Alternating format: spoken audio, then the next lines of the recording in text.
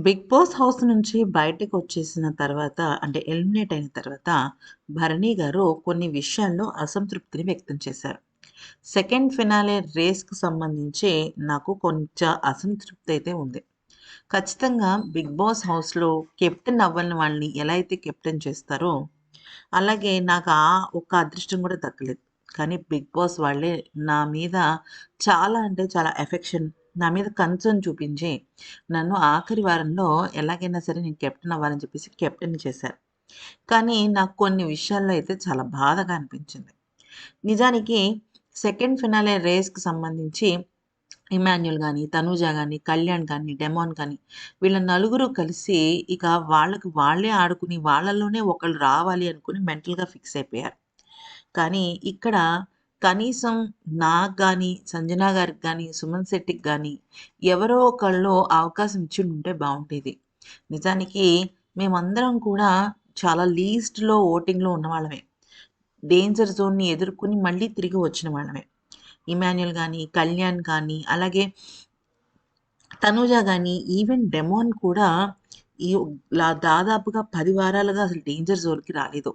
అలాంటప్పుడు ఖచ్చితంగా వాళ్ళు నలుగురు కలిసి ఒకళ్ళని అంటే మాలో ఒకళ్ళని వాళ్ళే ఎన్నుకుని మాకు సెకండ్ ఫినాలే రేస్ ఇచ్చుండుంటే బావుండేది. ఎంతసేపటికి వాళ్ళే గెలవాలి, వాళ్ళే ఉండాలి అని చెప్పేసి ఫైట్ చేశారు.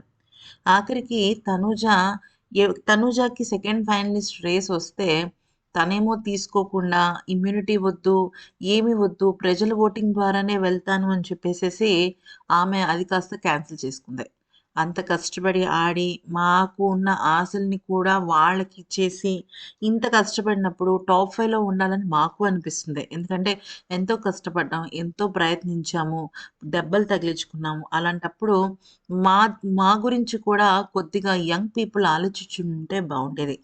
నేను కానీ, సంజన గారు గానీ, సుమన్ శెట్టి గారు కానీ కొద్దిగా ఏజ్‌లో పెద్దవాళ్ళం. అయినప్పటికీ కూడా వాళ్ళతో ఆడుతున్నాము. మేము మాలో ఒకళ్ళు టాప్ 5కి వెళ్ళుండుంటే బావుండేది. వాళ్ళు తప్పుకుని మా ముగ్గురిని గేమ్‌లో పెట్టి మేము గేమ్‌లో ఎవరు గెలుస్తామో వాళ్ళని సెకండ్ ఫైనలిస్ట్ రేస్ గనుక చేసుండుంటే నాకు బావుండేదేమో అనిపించింది. గేమ్‌గా అలా చేయొచ్చు కదా! ఎందుకంటే ఇప్పుడు మిగతా వాళ్ళెవ్వరూ కూడా మేము ఫైనలిస్ట్ అవ్వడం వల్ల ఎలిమినేట్ అయిపోయే కంటెస్టెంట్స్ కాదు కదా! అని చెప్పేసి ఆయన పరోక్షంగా అయితే చెప్పటం జరిగింది.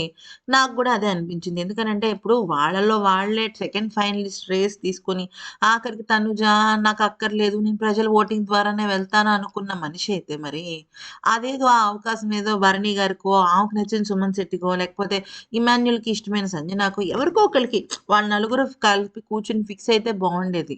కానీ అది కాస్త టోటల్‌గా మారిపోయింది. ఇప్పుడు గనుక భరణి గారు గాని, సుమన్ శెట్టి గారు గాని గెలిచుండుంటే టాప్ 5తో పాటుగా వీళ్ళు గూడా ఫినాలే వీక్‌కి వెళ్ళిపోయి ఉండేవాళ్ళు. అలా జరగలేదు కాబట్టే భరణి గారు కొద్దిగా బాధపడ్డారు.